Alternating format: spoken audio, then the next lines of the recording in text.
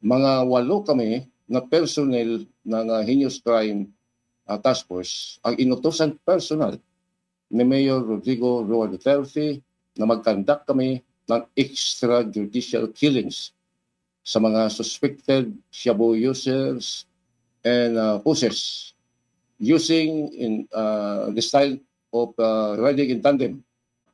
Na linlang kami ni Duterte na ang kaniyang drug war campaign sa Davao City ay totohanan ito. Nung mag-start na yung kidnap or ransom program ng war on drugs ni Mayor Rodrigo Duterte sa Davao City na yung mga suspected shabu users and pushers sa Davao City ay dapat kidnapin ng grupo namin para lang mag-multiply yung funds namin for operation ng Davao Death Squad. Dito, Christian, pangalanan ko kung sino itong pina-abduct ni Mayor Duterte sa Davao City hanggang ngayon, missing pa rin at naghintay ang kanilang mga pamilya at mga mahal sa buhay. Despite na nakabayad sila of millions of pesos sa alleged kidnapper na yun lang pala ang mga pulis ni Mayor Rodrigo Duterte. Isa ako dito sa nagkidnap kay Alan Yap. So, missing siya, patay na ha. And then ang pamilya nagbigay ng 5 million sa mga suspected kidnappers na hindi alam ni Mrs. Yap, nanay ni Alan Yap, na kami lang pala ang nagkidnap sa kanyang anak. Pinakidnap din ito ni Mayor Rodrigo Duterte. Ang hiningi ng mga kidnapper is, pagka-recall ko, is 20 million pero na-reduce ito to 10 million. Ang grupo na nag-kidnap, ang grupo ni SPO4 Benvenido Laud, ako, SPO4 Desiderio Floribel, and Police Inspector Paul Hincio Pabo. Dito, pinatry nila ni Colonel Wilkins Villanueva yung 6 na mga workers ng Davao Cebu Laboratory as instructed, ordered by Mayor Rodrigo Duterte at the time, at binigay ni Mayor Duterte kay Wilkins Villanueva yung isang napakalaking box ng Marlboro box, puno ito ng mga US dollar currencies. At binigyan pa siya ni Mayor Duterte ng additional 5 million peso. Pinapapatay niya sa grupo namin ni SPO4 Bin Laud yung 11 Chinese workers in chemist ng Davao Cebu Laboratory at ng Barangay Obrero Cebu Laboratory para pagtakpan ang identity ni Michael Yang, Sammy Oy at Charlie Tan at of course si Mayor Rodrigo Roa Duterte na yun ang pinaka-lord ng lahat ng drug lords na ito.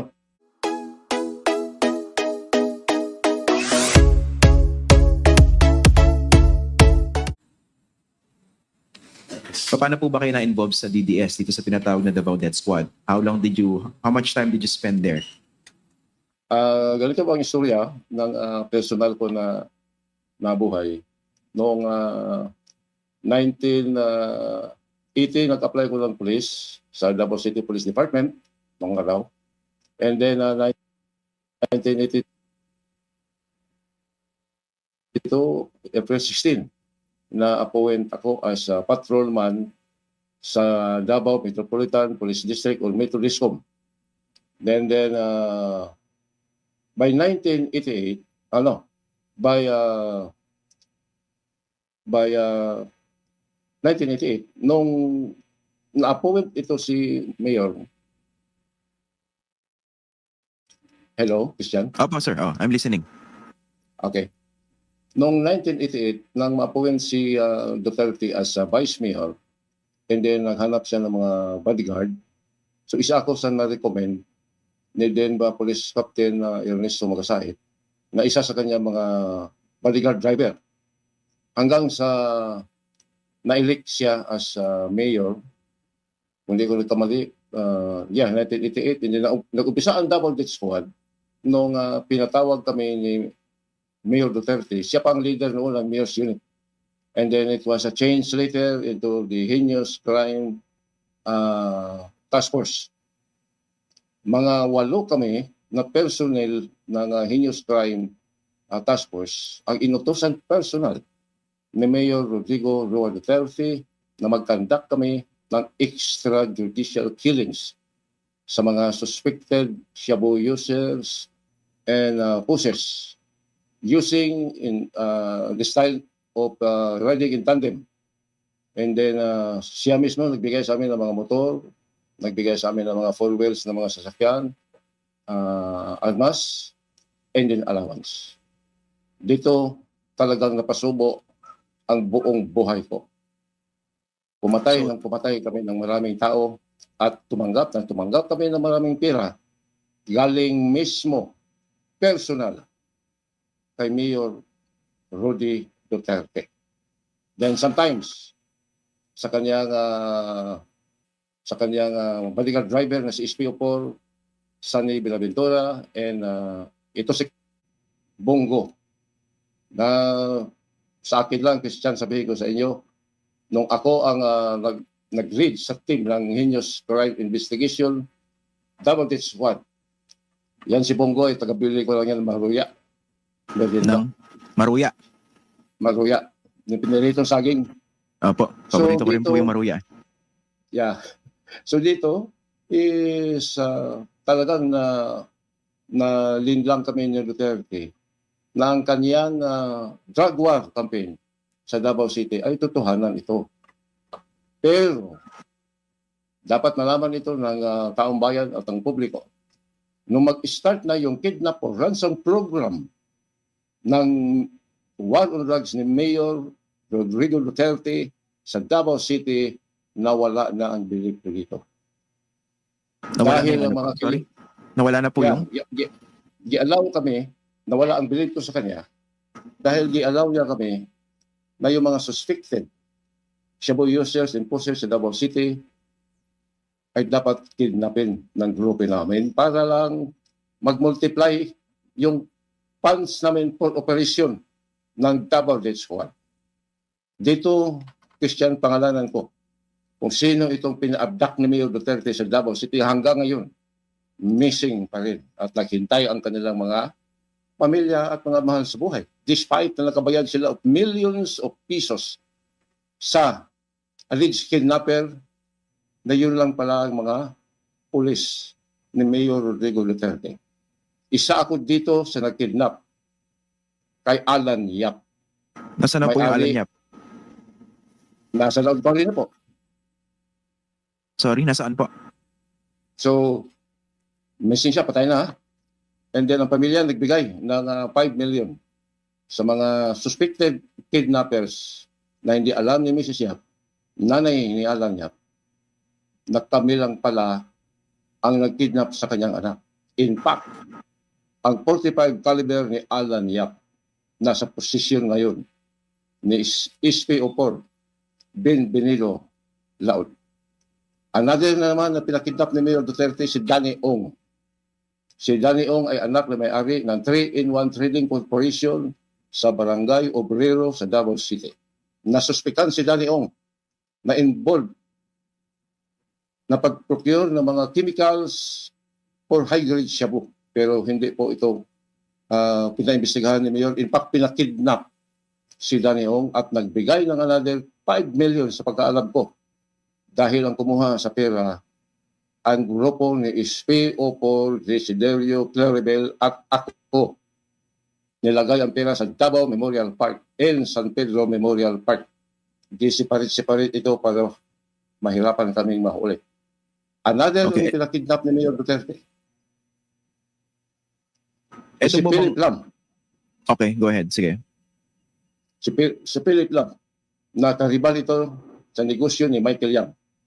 Si Philip Lam ay meron siyang mercantile clothing store sa Yangorin Street sa Davao City, malapit sa DCLA ni Michael Yang. Pinakidnap din ito ni Mayor Rodrigo Duterte. Ang hiningi ng mga kidnapper is, pagka-recall ko, is 20 million pero na-reduce ito to 10 million. Ang grupo na nag-kidnap, ang grupo ni SPO4 Benvenido Laod, ako, SPO4 Desiderio Floribel, and Police Inspector Paul Hincio Pabo. Iyan na po. Wala lang akong ilagay iba. Yan po ba lahat nandun sa affidavit nyo? Yung sa handwritten at saka dun sa computer written? Sa handwritten po. Sa handwritten. Okay, ganito. So basically, kung may mga binabanggit kayong mga pinakidnap di umano, so they could be corroborated, no? Tama po ba? Kung meron kayong sinasabing dinukot kayo, edi dapat nawawala yan. Meron police record po ba lahat yan? Lahat ito naka-record po sa mga police station at saka sa Davao City Police Office. Ang pagkidnap kay Alan Yap, ang pagkidnap kay Daniong at kay Philip Lam. Okay. Kayo mismo, ano yung personal reason nyo? May pinahapyawan na kayo kanina, no? Pero paki-explain nga po, bakit bigla kayong tumalikod after spending so much time dito sa DDS? Dahil nung nadiskubrihan ni then Police Captain Asierto, yung Davao Shabu Laboratory sa Dumoy Toril, Davao City, ay lalong grabe ang pangamba ko sa suspicion ko na ito si Mayor Duterte ay hindi ito totoo na nagkampanya laban sa illegal na droga sa Davao City. Kung hindi, ito ang pinaka-lord of the drug lord sa Davao City. Bakit? Bakit ang mga mabigat na mga drug lord sa Davao City, katulad ni Michael Yang, ni Charlie Tan, si Sammy Oy, protektado niya ito lahat. Tapos, ang mga hindi allies niya, katulad ni Philip Lam, pinakidnap niya si Joey Ko, alias Joey Ko, pinakidnap niya. Missing hanggang ngayon. Yung mga suspected na mga shabu users, enforcers sa Davao City, pangalanan ko na. Si Daniong, si Alan Yap, missing hanggang ngayon. Despite sa mga millions of pesos na nabayad sa mga kidnapper, which is the DTS. Okay. Of course, dito sa mga ganito kabigat na mga allegation, we have to ask further, no? So I hope you don't mind. So, in basic question, lahat po, how did you know all these things? Lahat po ba ito personal knowledge ninyo? And why should the public believe you? Well, based sa personal knowledge po, dahil on 2021, nung bumalik ito si Mayor Duterte as Mayor ng Davao City, kasama-kasama niya palagi ito si Michael Yang, Sammy Uy, at si Charlie Tan. In fact, sila ang pinakamabigat na mga campaign contributor ni Mayor Duterte at that time. From 2001. And then, inutusan ako, personal, kasama si SPO4 Sunny Buenaventura, nabantayan namin ang katauhan ni Sammy Uy at ni Michael Yang dahil itong mga ito daw ay investor sa Davao City from China. Lalo pa yung si Michael Yang. Tapos nagtayo ng isang can-paste factory sa Dumoy Toril, Davao City, which was later discovered as Shabu Laboratory. The President Duterte from the Davao Death Squad killings to the drug wars, sir? Well, si Bongo po ang nag-provide sa amin ng mga personal information data ng Land Transportation Office sa mga target personalities na pinapapatay ni Mayor Rodrigo Duterte at binababa ito kay SP Posani at kay Bongo. Para for sure na ang mga death squad katulad ng grupo namin sa Heinous Crime Investigation Section Davao Death Squad na makuha talaga namin ang target is kumukuha si Bongo ng personal identification data dito kay Mr. De Guzman ng Land Transportation Office of Davao City. Ito, kompleto po sa detalye kung saan nakatira ang target, anong sasakyan ang gamit niya, at anong kulay ng sasakyan. So, matagal namin ito po ginagawa nung start ng Davao Death Squad, kaya maraming casualty. Isa dito pangalan po na binigay sa akin ni Bongo latest lang, yung pagpatay kay Christopher Yu. At meron pang isa na anak siya ng isang engineer na may-ari ng security agency sa Davao City na si Bongo rin ang nagpapatay, nagbigay siya ng personal information data sa target na tao na ito at napatay ito ng Davao Death Squad. Yan ang papel ni Bongo at dapat malaman ito ng taong bayan. So masasabi po natin na ginagamit po ni Bongo yung influence sa Davao, and then ni Mayor, may basbas po ni Mayor, obvious po na meron pong basbas ni Mayor Duterte yun. So in other words po, ginagamit nila yung position nila to get those information from LTO and then gamitin po sa ano? Yes. In fact, yung si E.D. de Guzman, ginawa niya ngayong regional director ng Central Luzon. Ordinary lang yan na employee ng Land Transportation Office. Kaya I have the very confidential access sa mga confidential records ng mga tao kung sino yung kumukuha ng mga lisensya at nalagay sila sa death list ni Mayor Rodrigo Duterte. Kadalasan po sa kanila, patay. Isa yun, si Mr. Opsimar. Latest yun na binigay ni Bongo sa team ko. At napatay na baril ni Medina si Mr. Opsimar dahil nasundan namin ang kanyang sasakyan at alam namin kung saan siya. Yan. Kamakailan po, Mr. Las Cañas, ay nagkaroon po kayo ng interview kay Ginoong Antonio Montalban ng Vera Files, kung saan po nabanggit mo na si former President Duterte ay Lord of all drug lords. Paano mo nasabi ito? Drug lords. Yeah, kasi ang lahat po ng mga drug lords sa Davao City ay personal ko pong kakilala at ito po ay mga allies po ni Rodrigo Duterte. Kung hindi po kayo allies ni Rodrigo Duterte, hindi kayo pwedeng magtira sa Davao City dahil talagang ipapatay niya kayo. So, hanggang ngayon, buhay pa po si Michael Yang, Charlie Tan, Sammy Oy, and Pulong Duterte. Paano yun po ang masasabi ko at yun ang yung ibang karibal niyang drug lords katulad ni Mayor Alvin Parhino ay pinapapatay na niya. Sunod na niya lahat. Kaya siya ang pinaka-lords of all the drug lords ng hindi lang Southern Philippines, maybe the entire Philippines. Gamit po yung mga networks nyo nagbibigay sa inyo ng mga impormasyon. Tingin nyo ba tuloy pa rin ang operasyon nitong mga nabanggit mong pangalan, mga personalidad, hinggil sa illegal drugs? Yes po, sa Davao City po at Davao Region. Sino-sino pa pong involved? Ang tingin nyo, bukod sa nabanggit ng pangalan, si dating Pangulong Rodrigo Duterte, Michael Yang, Sammy Uy at Charlie Tan, yes. Meron pa po bang iba? Siyempre po, sa mga hangay ng kapulisan, lalo pa si Police Colonel Wilkins Villanueva na nagbibigay sa kanya ng mga pangalan, bogus na mga pangalan, target personalities kuno, sa kanyang bogus na war on drugs, sa kanyang death list. At isa pa, siyempre, si Police Colonel na ngayon ay 5-star Senator Ronald Bato de la Rosa. Involved yan siya.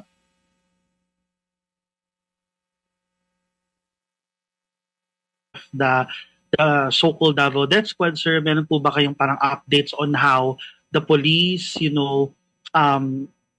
tawag ito, in-implement yung drug war, specifically yung cash flow ng money, kasi di ba may mga nabanggit pong ganun na para may pera pong involved, meron pong nakukuhang parang reward yung mga police natin when may nagawa po silang mga ganitong crimes. Meron po ba kayong naisudagdag, sir?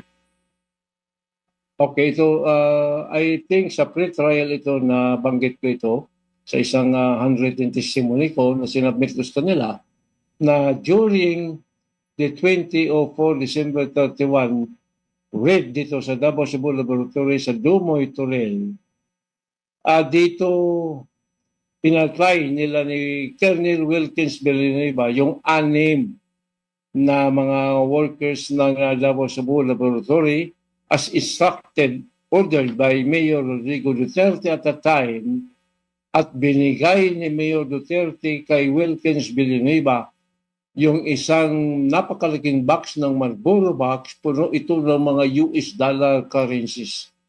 At binigyan pa siya ni Mayor Duterte ng additional 5 million peso para ibigay sa akin ang additional 11 Chinese nationals na workers sa Davao Cebu Laboratory at chemist.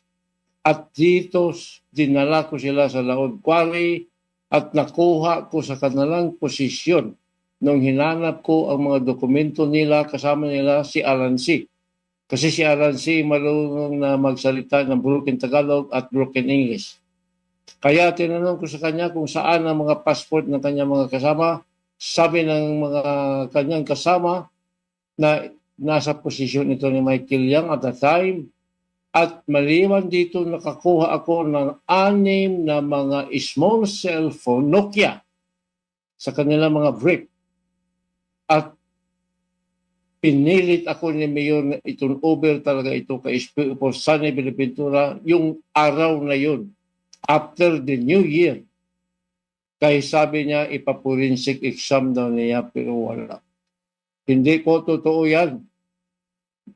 Pinapapatay niya sa grupo namin ni SPO Bin Laud yung 11 Chinese workers in chemist ng Davao Cebu Laboratory at ng Barangay Obrero Cebu Laboratory para pagtakpan ang identity ni Michael Yang, Sammy Oy at Charlie Tan at of course si Mayor Rodrigo Roa Duterte na yun ang pinaka-lord ng lahat ng drug lords na ito. Sir, nabanggit niyo po na may laboratory, Cebu Laboratory ata itong sabi niyo po itong si dating Pangulong Rodrigo Duterte. Sir, baka Yes. pwede niyo pong i-describe kung ano pong laboratorio to, saan po to dating makikita, ano po yung mga operasyon doon, sir? Baka pwede niyo pong i-detalye para sa ating mga kasamahan sa media. Okay. Mga year 2021 nung bumalik siya, 2002, inassign niya ako na mag-security sa isang kanyang mga Filipino-Chinese kaibigan, particularly Sammy in Charlie Tan and Michael Yang, na nagtayo daw ng isang canfish factory sa Dumoy Toril, which is naniwala naman ako, kasama ko dito si SPO for Sanson Binaventura. Kami nag-escort sa mga van na lumalabas sa ninawalaan ko na isang canfish factory sa Dumoy Toril at the time na binamanage po ito ni Michael Yang at ni Sammy Oy at ni Charlie Tan. Nagde-deliver po sila ng mga allegedly sardines, finished product ng mga sardines for export to Malaysia. Gamit po nila yung Toril Fishport na malapit lang po sa Cebu Laboratory na ito. 3 kilometers lang. Kami nag-escort ni Sunny. And then ang nirintahan ni Charlie Tan na mga fishing boat going to Malaysia at the time ay yung kay Mr. Kaskabil ng Toril Fishport. Then nadiskubrihan ko na lang po na Cebu Laboratory pala ito lahat nung na-raid na po ito ni Police Captain Asierto. Wala kami nakita ni isang tinapa. Michael Yang, anong ginawa ni Mayor Rodrigo Roa Duterte? Pinagpapatay ang mga construction worker sa grupo ni SPO Paul Bin Laud in the presence of Sammy Oy and a Filipino-Chinese woman. I only name her as Miss X. Si Duterte walang ginawa. Mag-apply ako ng search warrant doon, kay huhulihin ko na sana ito. Pero anong ginawa ni Duterte? Gimislead kami. 3 Cebu Laboratory ang nadiskubrihan sa Davao City during his mayorship. So, Sa mga Duterte, sa kanilang mga illegal na gawain? yes. Si Mayor Aldong Paruhino ang in-charge sa Northern Mandel na operasyon ng kapatid ni Michael Yang na mayroong Cebu Laboratory ito sa Osamis. Si Mayor Duterte naman ang in-charge dito sa Southern Mindanao, dito sa mga Cebu Laboratory ni Michael Yang, Sammy Oy at Charlie Tan. Itong si Mayor Paruhino, sa mga Duterte sa kanilang mga illegal na gawain? Yes. Si Mayor Aldong Paruhino ang in charge sa Northern Mandela na operasyon ng kapatid niya Michael Yang na mayroong Cebu Laboratory ito sa Osamis. Si Mayor Duterte naman ang in charge dito sa Southern Mindanao, dito sa mga Cebu Laboratory ni Michael Yang, Samioy at Chalitan. Sabi mo rin po sa Vera Files interview na involved din sa smuggling itong si Congressman Pulong Duterte. Pakidetali nga po ito. Ginawa po niya akong frontman sa smuggling activity sa Port of Davao nung siya ang Vice Mayor. So pumayag ako and then kinausap ko si Customs Collector Attorney Bangkoy, Attorney Edward Iboco, ang assistant, and then yung chief ng assessment na si Attorney Valdez. In fact, every week nag-deliver ako ng pira sa kanila. To si Attorney Bangkoy as collector, 2 to 3 million per week yan. And then yung si Edward Iboco, 1 to 2 million per week. Depende yan sa arrival ng mga container van ni Paulo Duterte. Nagwe-withdraw po kami ni Mark Suico ng pera every Friday po ito sa 3 bangko. Number 1, BDO. Number 2 is Swiss Bank. And number 3, Mindanao Network Bank. Ito po ang role ko. Nag-escort ako ng bribe money per instruction po ni Vice Mayor Paulo Duterte. Sa tingin niyo po ba tuloy pa rin din ang smuggling operations nila? Sa tingin ko po, hindi lang po Port of Davao. Nationwide na po ito na activities kasi si Pulong is very powerful na ngayon. Kung maririnig natin sa mga balita sa national dito sa Port of Manila. Pero sa tingin ko, pinakamalakas talaga, hindi lang Port of Davao, yung iba-ibang port ng Mindanao. Tuloy-tuloy po ito kung hindi ito maimbestigahan.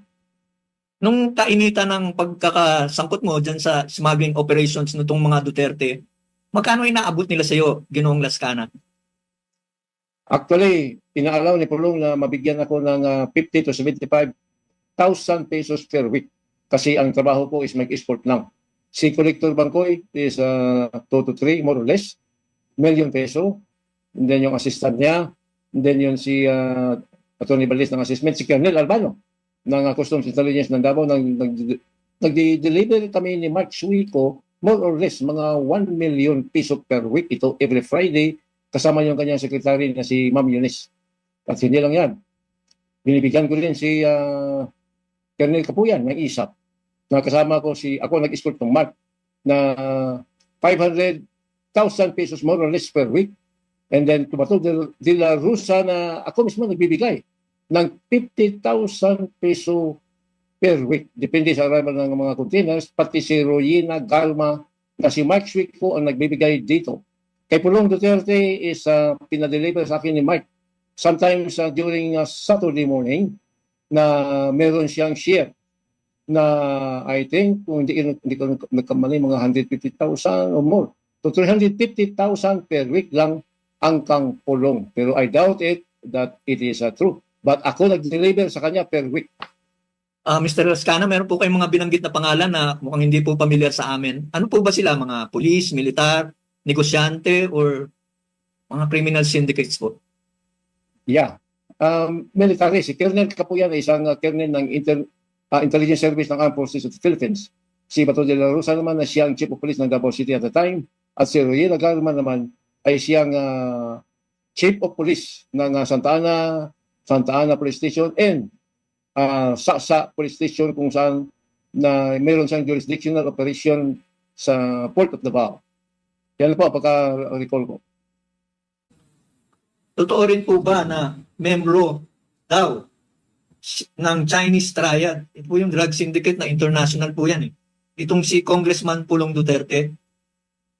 Totoo po yan. Dahil nung personal kami nakausap, kinubaran ko siya sa lodge namin sa Mason kasi pumasok siya at gusto siya magpa-initiate. Part of the initiation, yung hubaran ka. Nung nakita ko ang kanyang napakalaking tattoo, katulad sa tattoo ito ni Michael Yang. Then tinanong ko sa kanya bakit siya nagpatato. Sabi niya, bro, ako ay honorary member ng Samgor Triad Group. So paano niyo po ma-describe yung relationship nitong Charlie Tan at Sammy Uy, Michael Yang kay dating Pangulong Duterte? Ano po yung pagkakaugnayan nila? Pagkaalam ko nung nakabalik si Mayor Rodrigo Duterte noong 2001, palagi sila nag-meeting sa Hotel Elena. Itong mga triad na ito, kasama si Mayor Duterte, si Michael Yang, si Sammy Noy, si Charlie Tan. At minsan si Alan Lim, nakikita ko yan. Yung Hotel Elena is very low profile place. Pero ito ang paborito talagang hangout ng mga ito sa Davao City. Nasa lanang Davao City ito nakalukit.